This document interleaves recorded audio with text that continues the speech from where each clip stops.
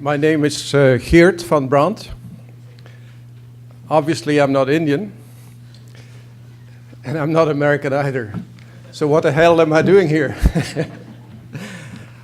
Well, I'll tell you, if you all try to pronounce my name, Geert van Brandt.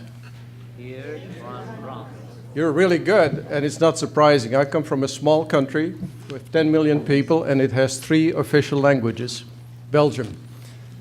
And so I understand how India has 22 official languages and many dialects and others.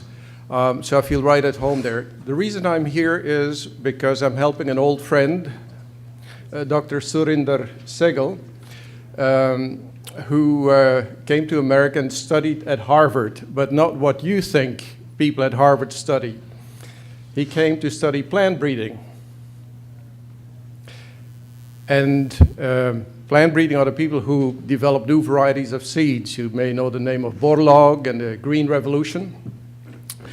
And so he made his career with the biggest seed company then, Pioneer Seed here in America, all over the world. He was Executive Vice President, International Operations. And at age 55, he left Pioneer Seed and saw the need for a really good seed company in India, started it, was hugely successful. And after 10, 12 years, about 15, 16 years ago, he sold it to Heugst Company. So I've known him since 25 years. And he's a very modest man, and he said, I've lived a good life without all that wealth. So I'm going to plow it back into a foundation that consecrates its work to rural development. And he picked an area in Mewat, Haryana, which is a very back area, although it's very close, only a couple of hours from Delhi. He picked it for several reasons. One is he had heard that other foundations threw in the towel after a year. They tried and they went away. The other is it was only 2 hours from a major airport, so he could come in and see how the work was progressing, and he could also show it to other people.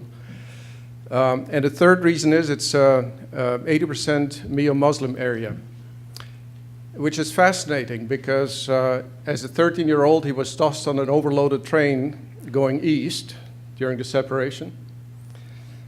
And what he remembered was that he saw the trains going in the other direction with the same hardship. And that's why when he decided to pick an area, he wanted to be very magnanimous and pick an area that was not, he was a Hindu, he's secular now, but he was Hindu by tradition, and picked a Muslim area because he wanted to prove that humankind is together. What we do is, in the beginning it was a granting foundation. Very quickly he realized it was very difficult to find good foundations that did really good work, especially in the area he picked. He couldn't find one. And so after a year or two, he decided, I'm going to be an implementer. So, as I said, most of his wealth went to the foundation, and not just a percentage or a little bit, which was quite remarkable. So he already had the Gates mentality, even before Gates, I think. And we work in water because that permeates, no pun intended, all critical aspects of village life, from drinking to irrigation. Irrigation consumes, or agriculture consumes, a bit everywhere in the world, but especially in semi-arid areas, 80 to 90% of water. The groundwater levels are going down at a incredible pace. So you have to work on agriculture too to resolve the water problem by having water-saving irrigation. Coming from agriculture himself, obviously, agriculture productivity is where he has a lot of expertise. And so that was his second silo to work in, because that's the livelihood of these people. They have nothing else. And to increase the productivity means more income and maybe a little bit of money saved, be it for education or health, etc. So these are the tangibles, let's say the brick and mortar or the tangible. And then we work on the intangibles, governance, and institution capacity building. Institutions, they're micro institutions, they're the village health committees, the village school committees, the panchayats, to make sure that they operate well, and that they learn how to obtain from the district or the state or even the federal government, if need be, what the village needs to develop and to create an active sense of community.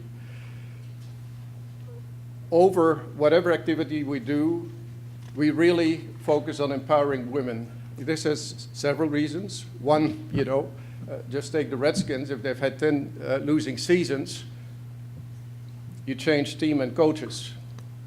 The men have been in charge for a long time, and all these villages remain underdeveloped. So you have to find different players, different coaches, and we try to instill leadership in women wherever we can. I brought two little videos. One is where we taught women who were relegated to the level just below the oxen to work the land and do everything else in the household and carry the water. And we trained them into soil sampling so they learned to know the soil better than the husbands.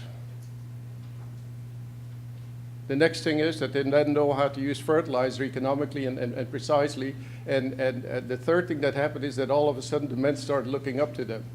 And it's fantastic how by doing simple things like that, you can change the whole constellation of the family. And so that is important in all regards. Another example is that we build rainwater harvesting systems in schools because it's the only building that has a big flat surface. So when the monsoons come, the water is collected. We store it in big silos, and part of the water for drinking is filtered before the children can drink it. We also are involved in building toilets for girls, because as somebody else said, girls stay out of school, and one of the reasons is they can't go to the toilet. So we don't teach, but at least we try to keep the girls in school, to get women involved, because we know that the women, once they take charge of the family or a little bit more, it's a progressive process, they will make sure that the children have a better chance than they had. I don't know which film you want to see. I can give you a little intro film on all the activities we can do, or I can give you a case study, which I think is very, very interesting, about the women farmers, how they evolved, not being better farmers, but also how it affected the whole situation with their family. Who votes the agriculture film and who votes for the overall? Agriculture? Overall, raise your hands. I guess it's nobody raised their hand, so maybe you don't want to see any.